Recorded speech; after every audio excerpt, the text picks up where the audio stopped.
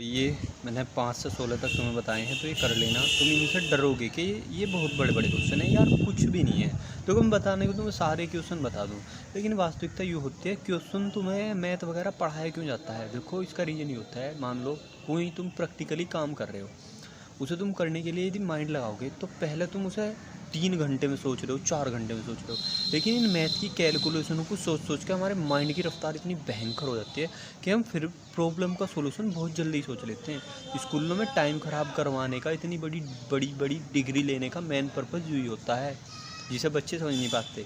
उन्हें तो ये है कि ये थीटा, ये एक्स, ये यूज़ कहाँ हो रहे भैया, ये यूज़ कहीं नहीं होते, लेकिन ये तुम्हारे माइंड को इतनी धार दे देते हैं, इतनी रफ्तार दे देते हैं बहुत ज़्यादा, फिर तुम कोई भी प्रॉब्लम बहुत जल्दी फेस कर लेते हो। तो मैं चाहूँगा इन क्वेश्चन को तुम खुद करना। क्वेश्चन नंबर 16 तक कुछ नहीं है, इधर को ऐसे रहने दो, इन्हें काट पीट के छोटे करो, इधर को ऐसे रहने दो, इन्हें काट पीट के छोटे करो, फिर जो दिक्कत कर रहा हो उसे हटाओ। ठीक है, तो मैं क्वेश्चन 17 से 20 का बता रहा हूँ, इसमें क्वेश्चन नंबर 20 बता रहा हूँ। इसमें कह रहा है असमिकाओं को हल करो तथा संख्या रेखा पर आलेखित करो। कुछ नहीं है, देखते हैं। जब मैंने नोट कर लिया, राइटिंग मेरी बहुत बढ़िया है, मुझे बहुत पहले से बताया, इतनी बस कुछ कह नहीं सकते इस बारे में, छोड़ो। x/2 ऐसा कैसे ही रखेंगे, बड़ा एंड इक्वल।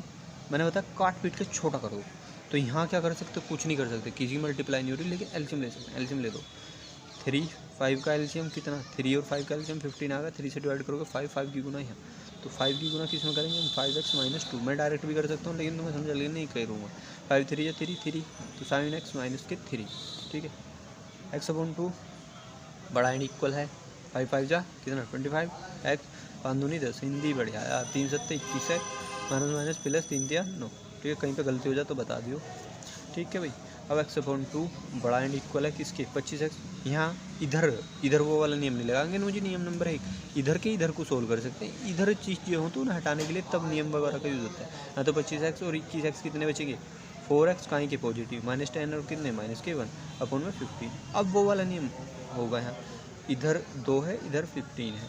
ठीक है, तो यहाँ तुम कन्फ्यूज होगे, तो या तो इनका 2 का और 15 का एलसीएम ले लो, जवाब है उसकी गुना इधर भी कर दो, उसकी गुना उधर भी कर दो, या फिर तुम्हारे पास एक तरीका है, वो पहले 2 हटा लो फिर 15 हटा लो, तुम्हारी मर्जी है। तरीका मैं तुम्हें बता रहा हूँ, 2 का और 15 का एलसीएम ले दो, जब भी ऐसी कंडीशन बने अपॉन वालों का एलसीएम ले लेना। ठीक है, बस फोकस रखना पड़ेगा, ये चीज़ें माइंड में रखनी होती है। 2 और 15 का एलसीएम 30, तो मैं क्या लिख दूँ, दोनों तरफ 30 से गुना करने पर। नियम कौन सी बात चल रही है, नियम नंबर 2। ठीक है, तो 30 से गुना यहाँ भी तो x/2 इंटू 30। ठीक, 4x - 1 अपॉन 15 इंटू 30। देखो 15 2 जा 30 और 2 15 जा 30, तो यहाँ 15x इक्वल एंड बड़ा है किससे, 4x - 1 और इंटू में 2 से। अब ये तो 15x तो ऐसा कैसी। ठीक है, इनकी मल्टीप्लाई कर दो, तो 2 4 जा 8x और -2। मैंने बताया जो चीज़ दिक्कत कर रही हो उसे हटाओ। न्यूमेरिकल वैल्यू का तो एक पद है, इनके कितने पद हैं, 2, तो इन्हें हटाओ। 8x घटा दूँ दोनों तरफ 8x घटाने पर, तो 15x - 8x बड़ा एंड इक्वल है 8x - 2 और माइनस के 8 है।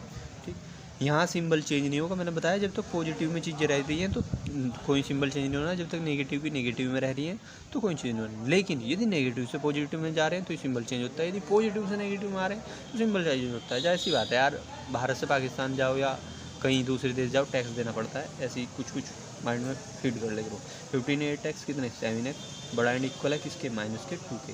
7 दिक्कत कर रहा हूँ मुझे, हटाओ, दोनों तरफ 7 से भाग कर दो, नियम नंबर जो सा भी है। तो 7x/7 बड़ा एंड इक्वल है -2/7 के, ये कटे, x बड़ा एंड इक्वल है -2/7 के। यहाँ थोड़ी सी तुम्हें दिक्कत आ गई, तो इसे मैंने बताया 7 से भाग कर देगा